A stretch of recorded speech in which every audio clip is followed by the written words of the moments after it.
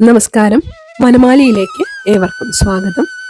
ശ്രീകൃഷ്ണ ഭക്തനായ ശ്രീ പൂന്താനം തിരുമേനിയുടെ ശ്രീകൃഷ്ണ കർണാമൃതത്തിലെ 155 ശ്ലോകങ്ങളാണ് നമ്മൾ ഇതുവരെ വായിച്ചത്. ഇന്ന് 156 ശ്ലോകം മുതൽക്ക് നമുക്ക് വായിക്കാം. നാവിന്നൊരിത്തിരി വികൽപ്പമതെന്തിരിപ്പോ, നാം ഇന്നിയേതൊരു വിജാതിയിൽ വന്നു ന്യായം.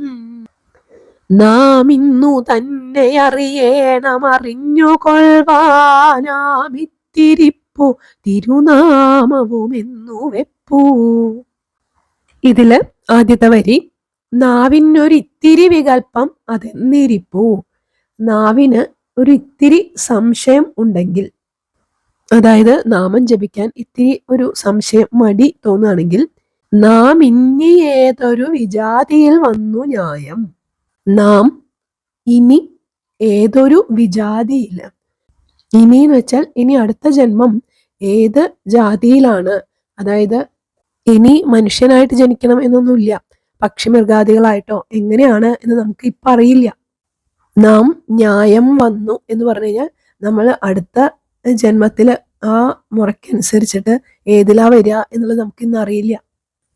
അത് നാം ഇന്നു തന്നെ അറിയണം, അറിഞ്ഞുകൊള്ളുവാൻ, അങ്ങനെയുള്ള കാര്യം നമ്മൾ ഇന്ന് തന്നെ അറിയണം. അത് അറിയാനായിട്ട് അങ്ങനെ തന്നെ ആവട്ടെ എന്നുള്ള രീതിയിൽ തിരുനാമവും എന്നു വെപ്പൂ. തിരുനാമവും നമ്മളെ കാത്തിരിക്കുകയാണ്. അതായത് നാമം ചെല്ലുമ്പോഴുള്ള നമ്മുടെ ആ സംശയം, അത് വേണോ വേണ്ടയോ എന്നുള്ളൊരു തോന്നലുണ്ടല്ലോ, അതല്ലെങ്കിൽ ഈ നാമജപത്തിനോട് ഒരു താല്പര്യമില്ലായ്മ വരുന്നുണ്ടല്ലോ, അത് ആ നാമത്തിന്റെ, ആ അദ്ദേഹത്തിന്റെ തിരുനാമത്തിന്റെ കുഴപ്പമില്ല, നമുക്ക് ജ്ഞാനം ഇല്ലാത്തത് കൊണ്ടാണ് അങ്ങനെ സംശയം ഉണ്ടാവുന്നത് എന്നാണ് ഈ ശ്ലോകത്തിന്റെ താല്പര്യം. ഈ നാമോച്ചാരണം ഒന്ന് മാത്രം മതി നമ്മുടെ ജന്മം സഫലമാവാൻ എന്ന് മുൻപത്തെ ശ്ലോകങ്ങളൊക്കെ പറഞ്ഞിട്ടുണ്ട്. ഇനി അടുത്ത ശ്ലോകം. കണ്ണിൽ കൂത്താടുവാനുണ്ടൊരു വക, ചെവിയിൽ പാട്ടുപാടാൻ കളിപ്പാൻ, കണ്ണുന്തിക്കൊണ്ടു വേറെ സതതം ഇവരുടെ നിന്നു പോരാടുവാനും, കണ്ണാ നിന്മേനിയാകുന്നതു കരുതി മുതാ നാമമോതിടുവാനും, കാണുന്നേനില്ലുപായം തവ കരുണയൊഴിഞ്ഞൊന്നുമിന്തീവരാക്ഷ. ഇവിടെ ആദ്യത്തെ വരി, കണ്ണിൽ കൂത്താടുവാനുണ്ടൊരു വക. ഈ ലോകത്തില് നമ്മുടെ കണ്ണിന്റെ മുന്നിൽ അത് കണ്ണിനെ വശീകരിക്കുന്ന പലതും കാണാം. ചെവിയിൽ പാട്ടുപാടാൻ കളിപ്പാൻ, നമ്മുടെ ചെവിക്ക് ഇഷ്ടം തോന്നുന്ന, ചെവിക്ക് ആനന്ദം നൽകുന്ന പലതും ഈ പ്രപഞ്ചത്തിലുണ്ട്. പിന്നെ കണ്ണുന്തിക്കൊണ്ടു വേറെ സതതം ഇവരുടെ നിന്നു പോരാടുവാനും. കണ്ണുന്തിക്കൊണ്ട് എന്ന് വെച്ചാൽ നമ്മളെ അത്ഭുതപ്പെടുത്തുന്ന, അത്ഭുതപ്പെട്ട് കണ്ണിങ്ങനെ മിഴിച്ചു നിൽക്കില്ലേ, അങ്ങനെയുള്ള പലതും നമ്മുടെ ഇന്ദ്രിയങ്ങളെ വശത്താക്കാൻ ഉണ്ടായിരിക്കും.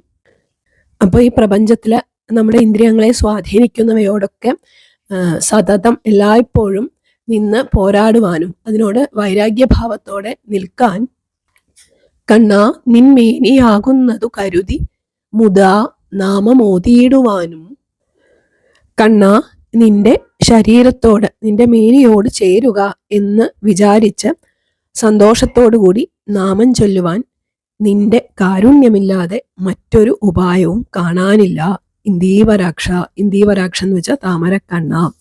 കാണുന്നേനില്ലുപായം, മറ്റൊരു ഉപായവും ഞാൻ കാണുന്നില്ല, അവിടുത്തെ കരുണ കൊണ്ട് മാത്രമേ എനിക്ക് നാമം ചെല്ലാൻ സാധിക്കുള്ളൂ.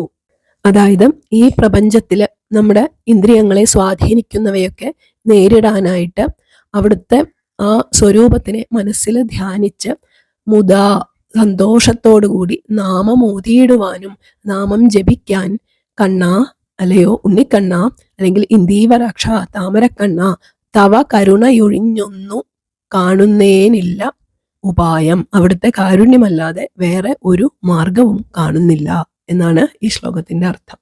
ഇനി അടുത്ത ശ്ലോകം.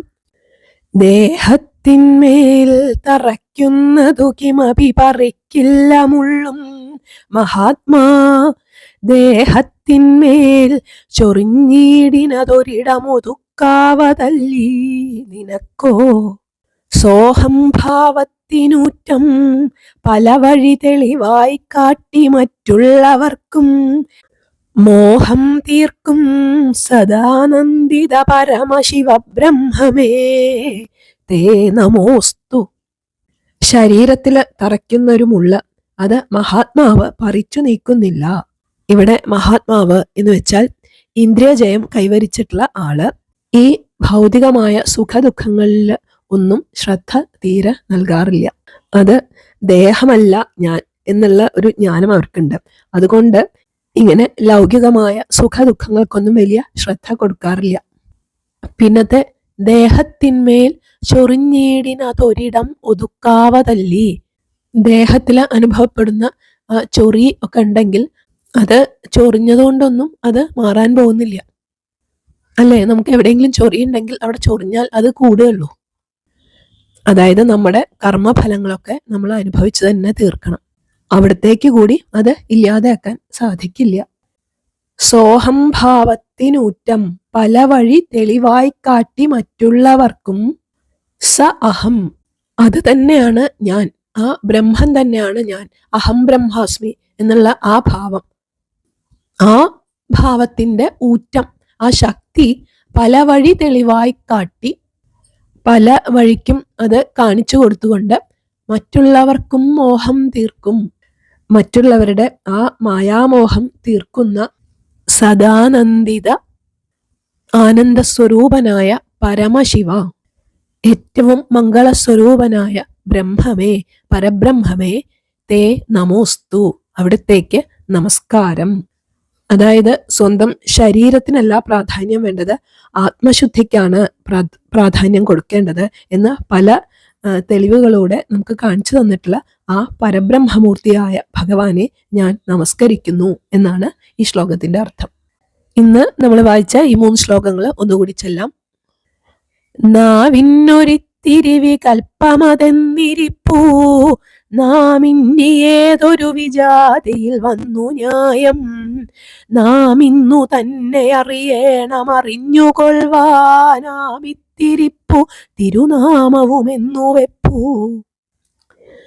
കണ്ണിൽ കൂത്താടുവാനുണ്ടൊരു വക, ചെവിയിൽ പാട്ടുപാടാൻ കളിപ്പാൻ, കണ്ണുന്തിക്കൊണ്ടു വേറെ സതതമിവരുടെ നിന്നു പോരാടുവാനും, കണ്ണാ നിന്മേനിയാകുന്നതു കരുതി മുതാ നാമമോതിടുവാനും, കാണുന്നേനില്ലുപായം തവ കരുണയൊഴിഞ്ഞൊന്നുമിന്ദീവരാക്ഷ. ദേഹത്തിന്മേൽ തറയ്ക്കുന്നതു കിമപി പറിക്കില്ല മുള്ളും മഹാത്മാ, ദേഹത്തിന്മേൽ ചൊറിഞ്ഞീടിനതൊരിടമൊതുക്കാവതല്ലി നിനക്കോ.